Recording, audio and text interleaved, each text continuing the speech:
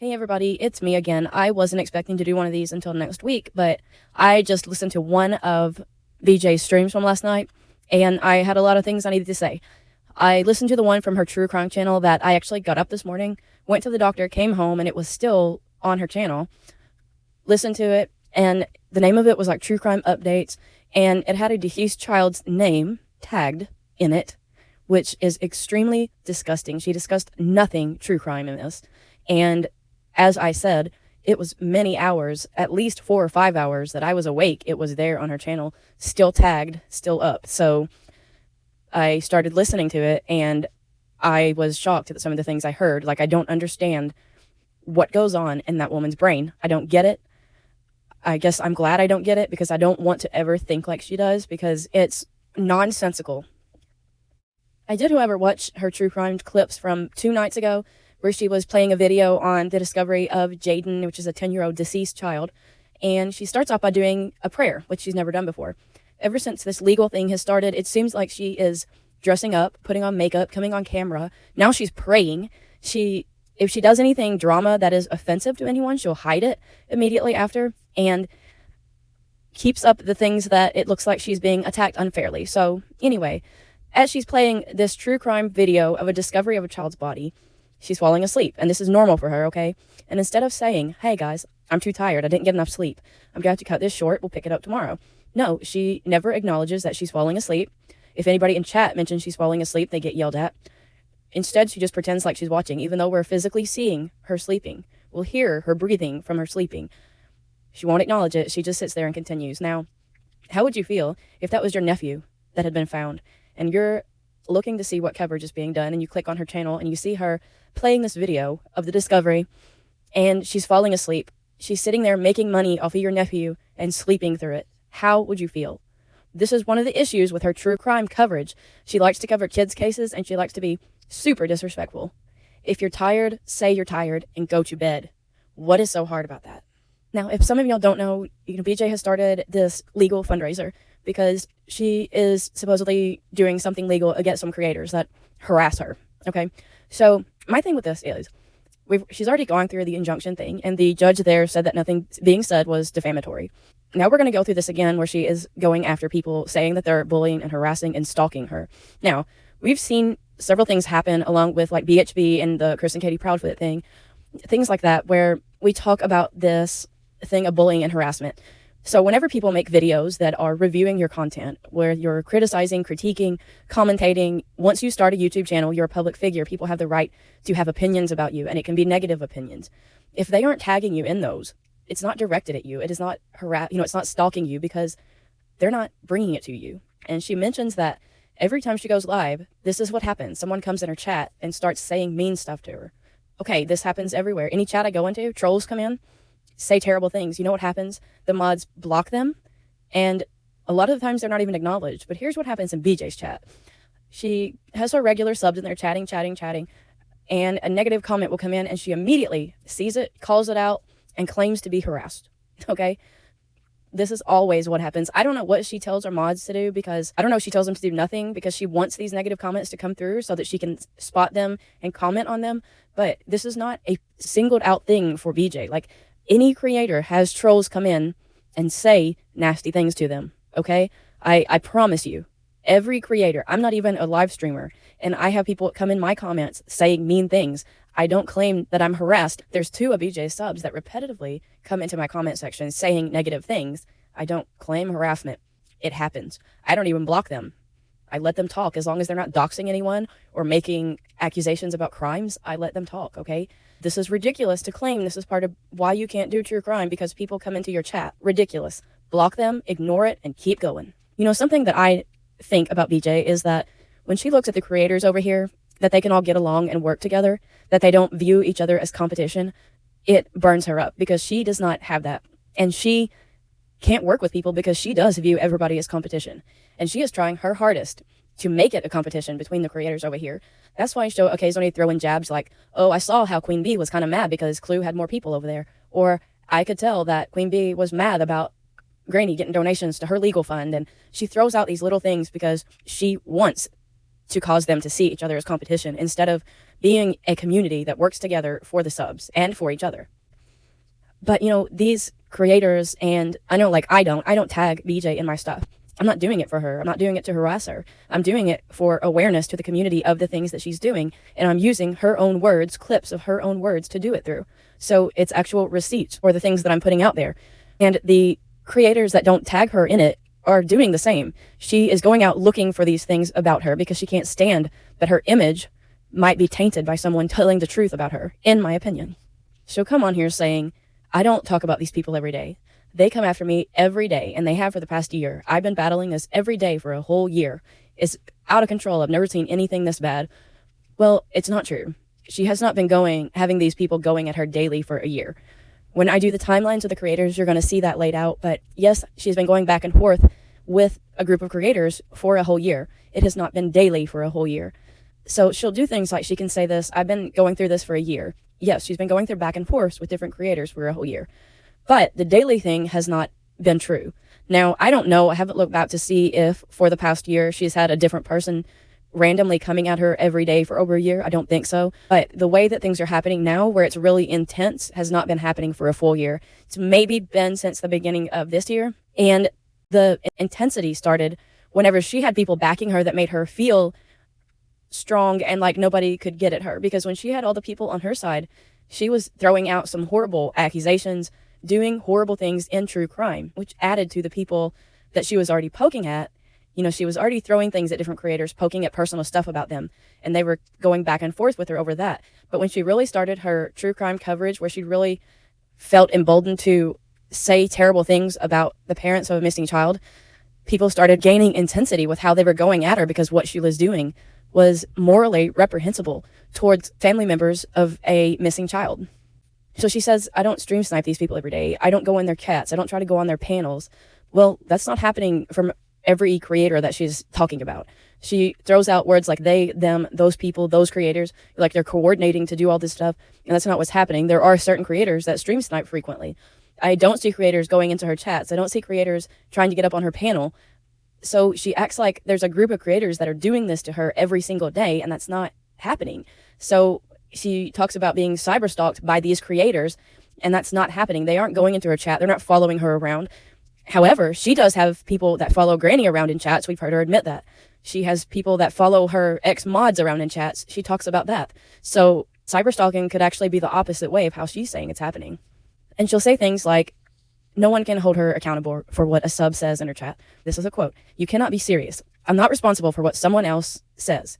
Stick to just me. What a subscriber says is not me. End of quote.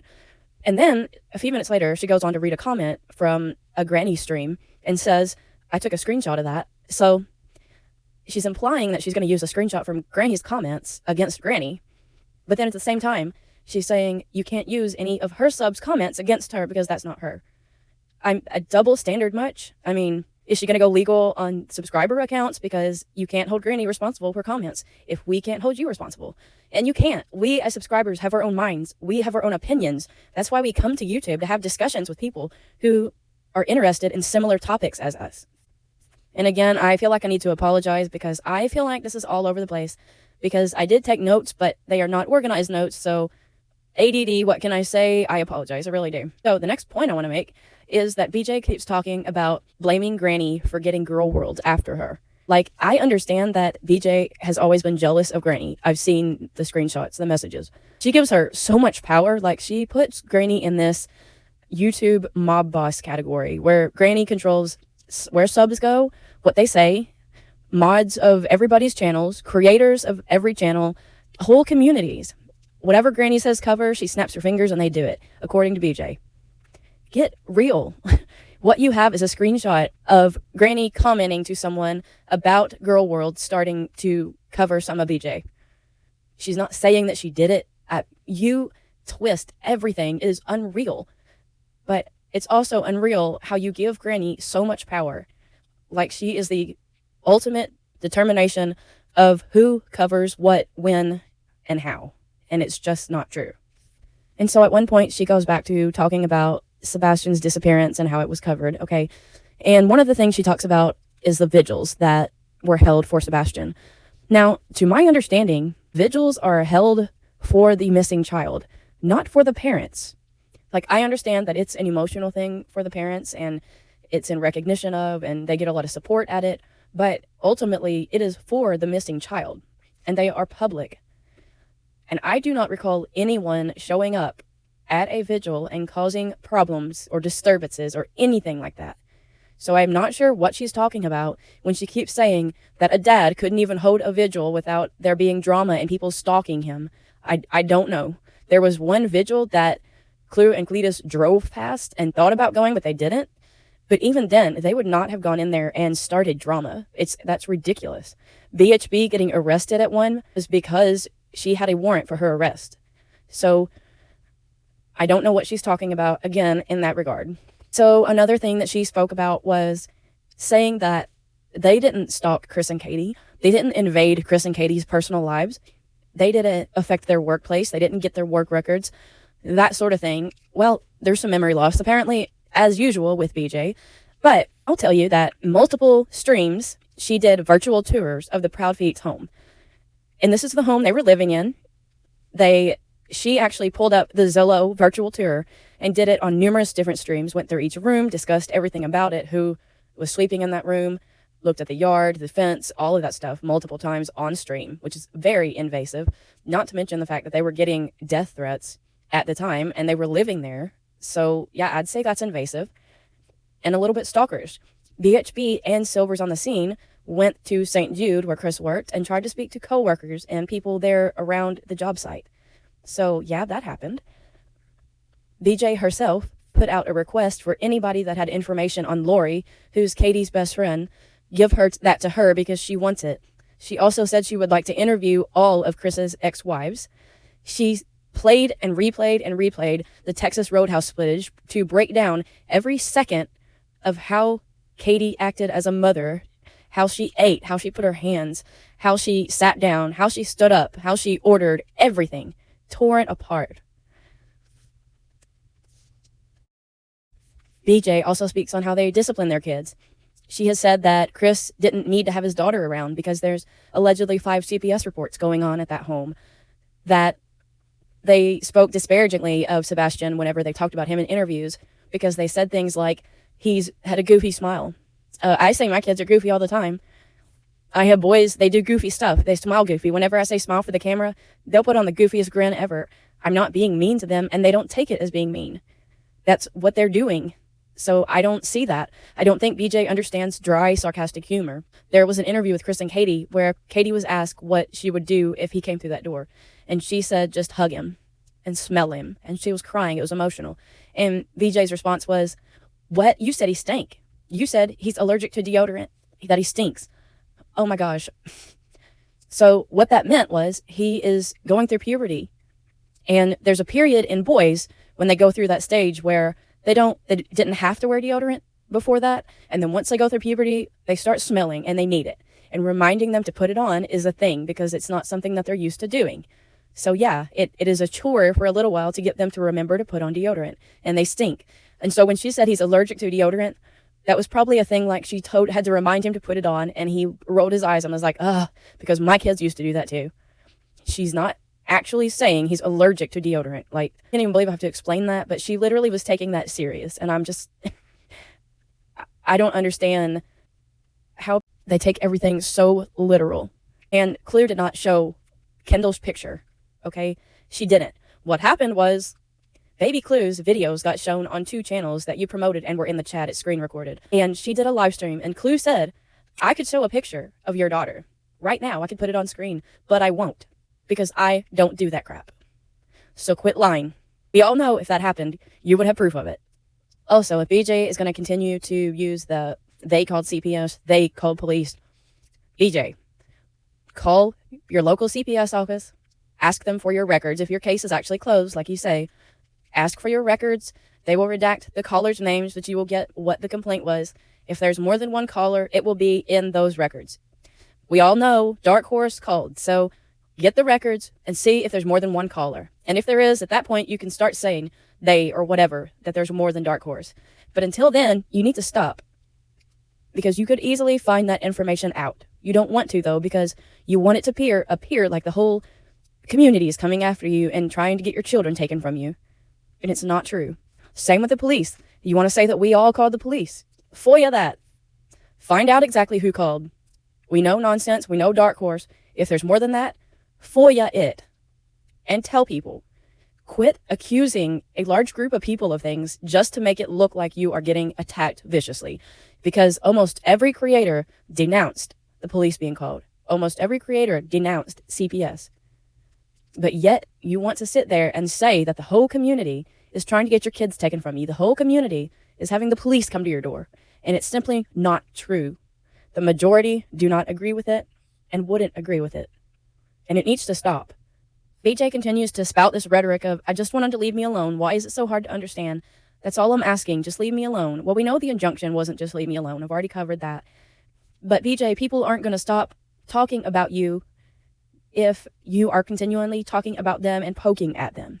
And when you say, I want them to leave me alone, nobody's doing anything to you. They're talking about the things that you do. They're commentating and reviewing the content you put out, which is what happens on YouTube. They're not doing anything to you. Besides the CPS call and the welfare check, which we know who did those, nobody's doing anything to you. If someone is restreaming you, strike them. Do your true crime stream. If you see someone restreaming, strike them. If you don't strike them, then just do your content. If you're offering good true crime case coverage that's thorough, informative, then even the people watching the restream are going to come watch you in your channel.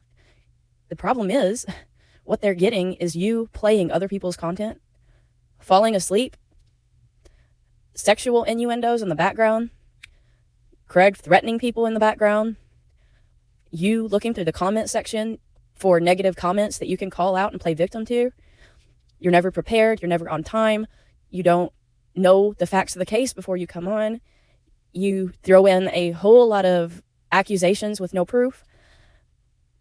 People aren't going to rush over to watch your channel for that. I'm sorry. You need to get organized, run a factual true crime channel that actually discusses a case from beginning to end, doesn't have drama in it, doesn't have threats, doesn't have sexual comments, and people will want to come watch. Even the people that have turned away from you and are now watching restreams, if they're watching those restreams and they see you doing actually good content, they'll come watch you. There's some creators that go by the phrase, all publicity is good publicity. So people are restreaming you, okay. Do your content. Show them that you have something worth watching, and people will come. The problem right now is all you're doing is responding to drama. BJ, you have to sit and look at one of your streams. Watch it back. Look at how much actual true crime discussion there is. You're usually late, okay? When you come on, Craig is in the background talking to you, not at a microphone, and people are trying to hear what he's saying, and you're responding to him.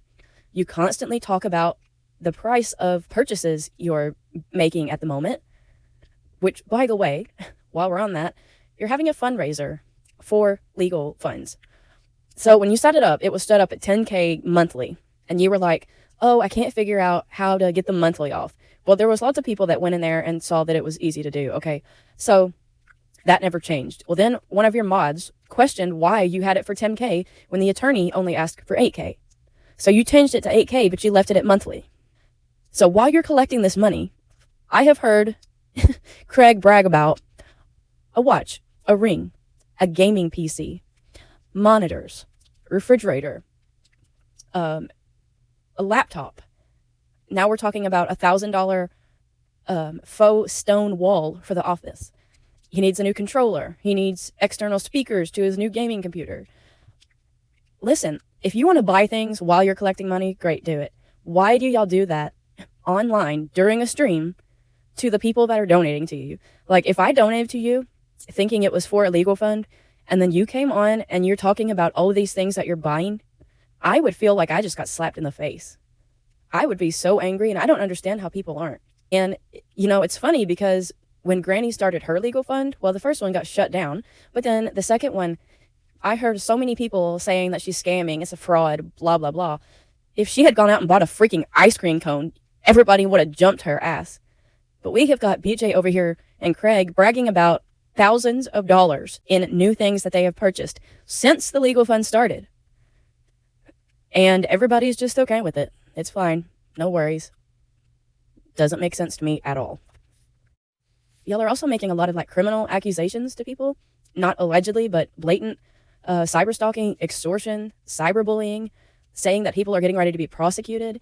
And then you got Craig making threats of you're about to be shut up, or you're going to be shut up. You're going to lose your channel. What are you going to do when you lose your channel? They want to know what charges they're getting against them. What? First of all, how is any of that professional? I'm not going to mention the absolutely graphic sexual talk that Craig does in the background and that you participate in sometimes too, which is completely wrong for a true crime channel because it takes place on both channels. But when you're talking about deceased children, you shouldn't be talking about sexual acts in the background.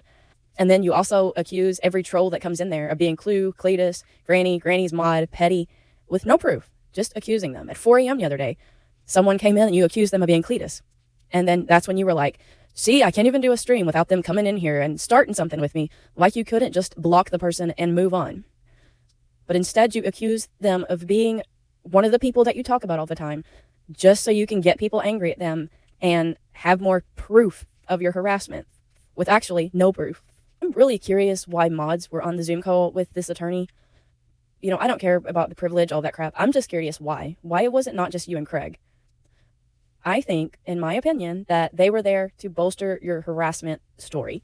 That they were there to add what they've seen happening and how innocent BJ is. That's my opinion on that. And I do not believe that the mods have left you. I think they realize that they can be subpoenaed if this ever goes into a courtroom. And they stepped back, and they're probably going to come back under different names, different accounts. And that's just my opinion on that. But I do not believe that they left. You aren't upset, DJ, and it's just too convenient, the timing of it. Like, you don't understand. You've been on this internet for years. People have watched you for years. We know your reactions. When mods leave you, you get in front of that and start talking shit on them before they can say anything about you. So I don't believe it for a second, and that's my own opinion. And I saw last night on her stream where she starts singing a Snoop Dogg song, Drop It Like It's Hot, on her true crime channel. And she chooses a line that calls police pigs.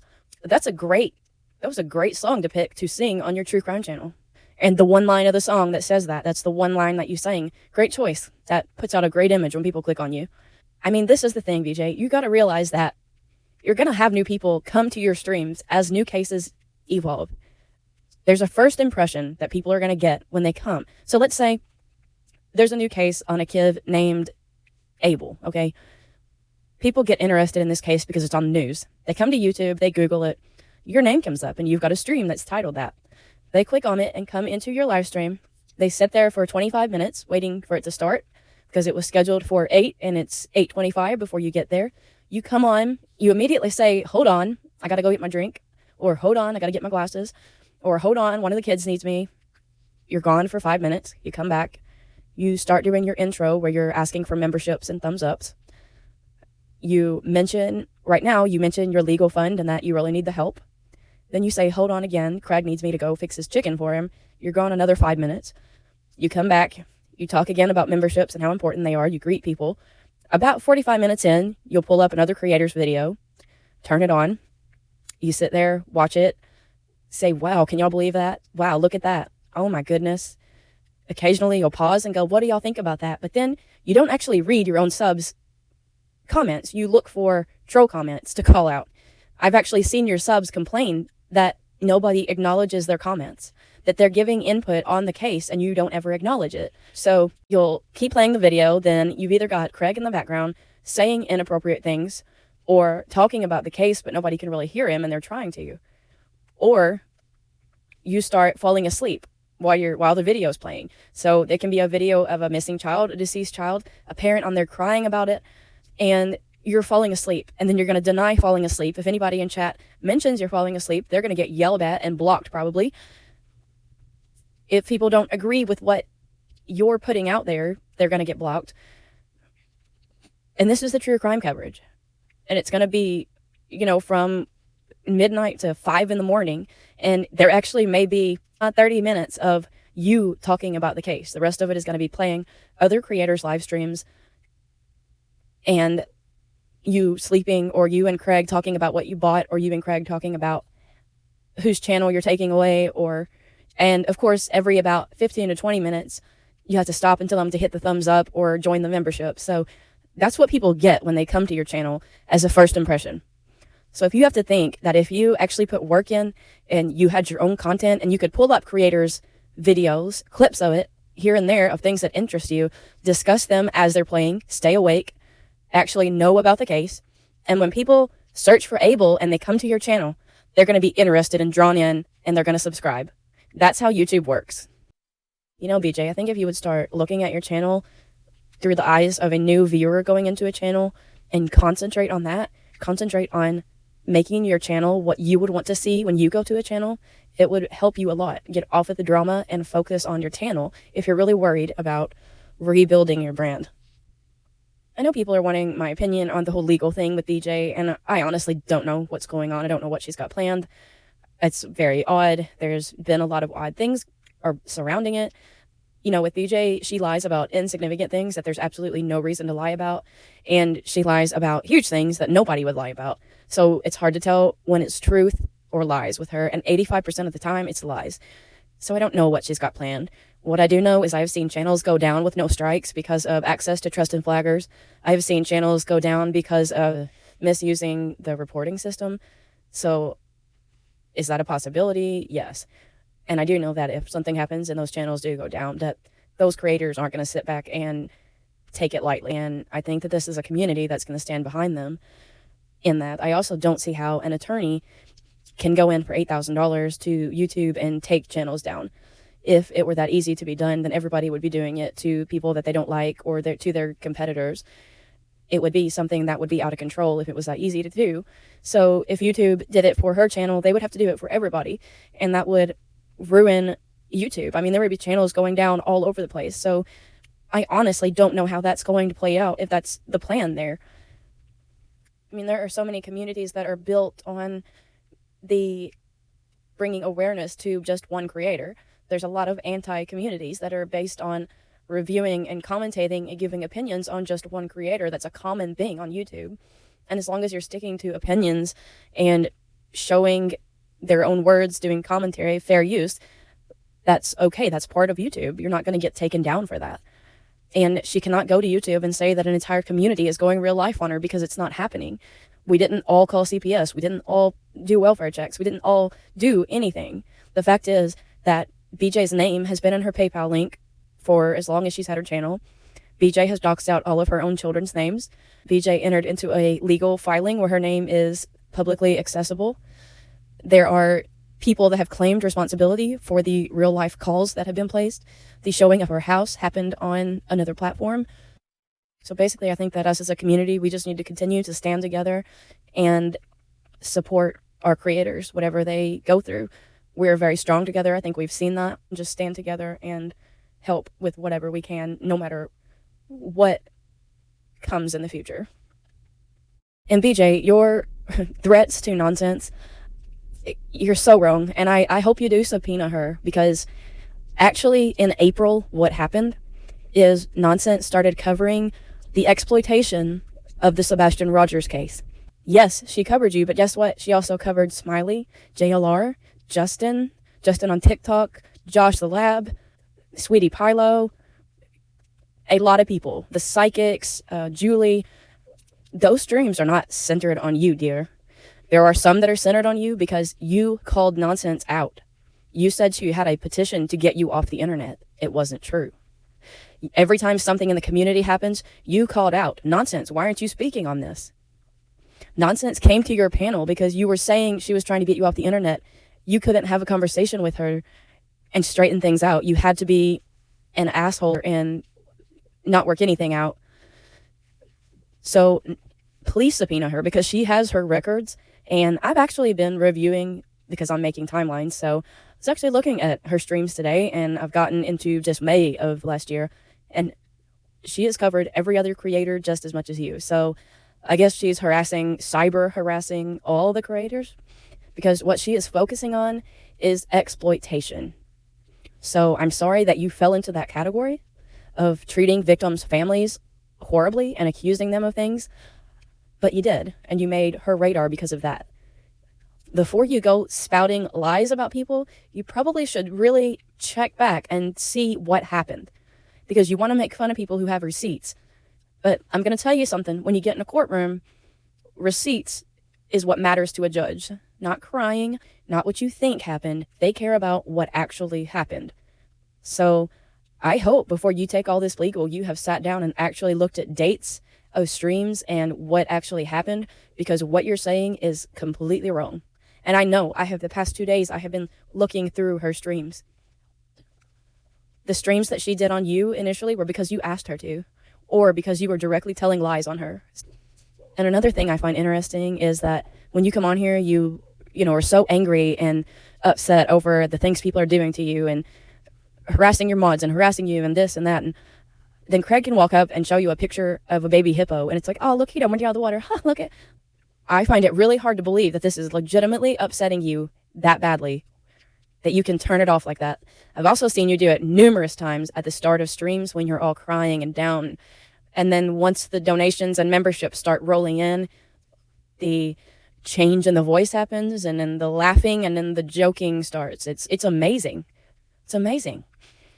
But all the other creators that I watch, when they have legit emotion about something, it is not able to be switched on and off, and it's not able to be cured by money. Just my opinion. You know what's amazing? A lot of people can sound like a victim when you go in and tell someone your side of the story, because you're always going to paint yourself as the victim, especially when you're trying to do litigation. When you don't give the details of what you've done to the other people, when you don't hear all those details, it's easy to be the victim. There's so many cases that I have researched and watched and I knew exactly who was to blame. Then I watch a court case and I hear all the little details come out. And it's like, oh, wow, it's completely different than this person painted it. So, you can hide your part of it when you go in and talk to an attorney. But when you get into a courtroom, it's all going to come out. All right, I'm going to get this part over with, because this is the part that upsets me the most.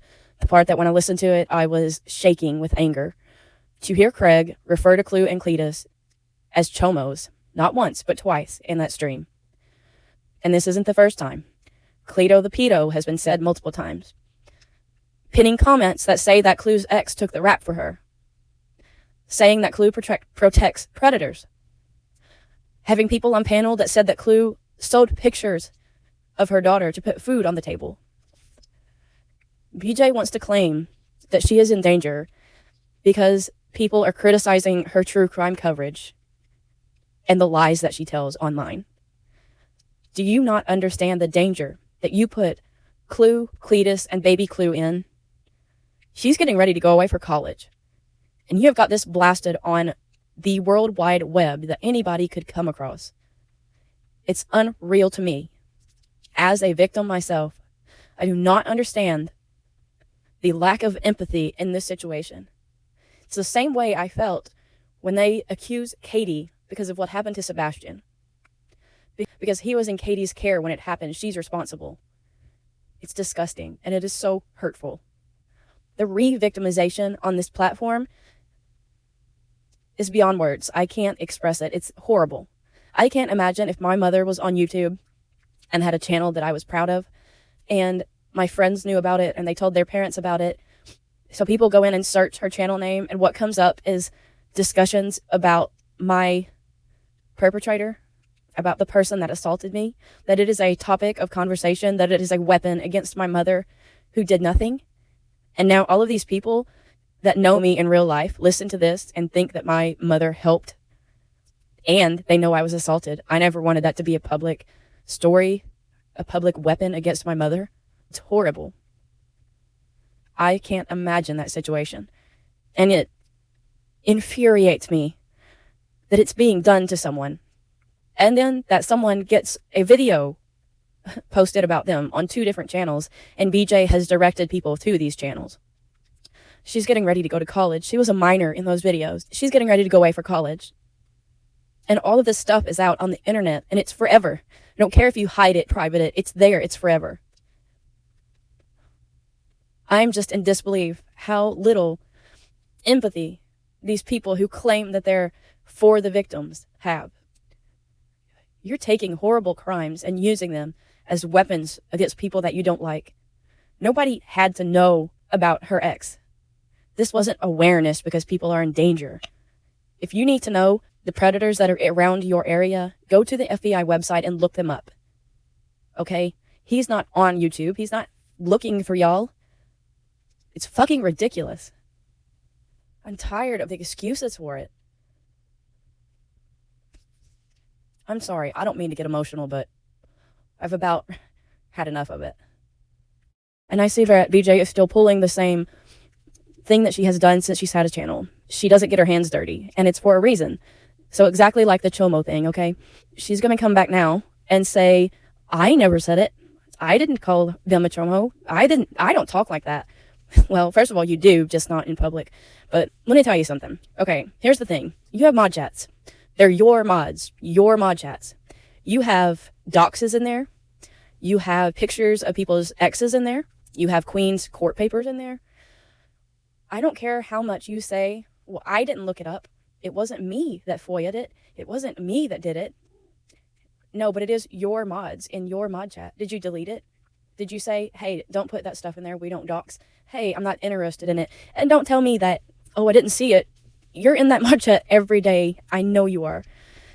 If you're not shutting it down, you're allowing it, and it's yours to control. The same as your panel. If someone is up on your panel and they say something like that, you have never said, hey, we don't do that on my panel, or I don't agree with that, or that's your opinion and not mine, and I don't want that said on my panel. I have heard other people do that. If something is said on their panel they don't agree with, they'll say, no, I don't do that, or whatever, and people will apologize and say, and they won't do it again. That's how that goes.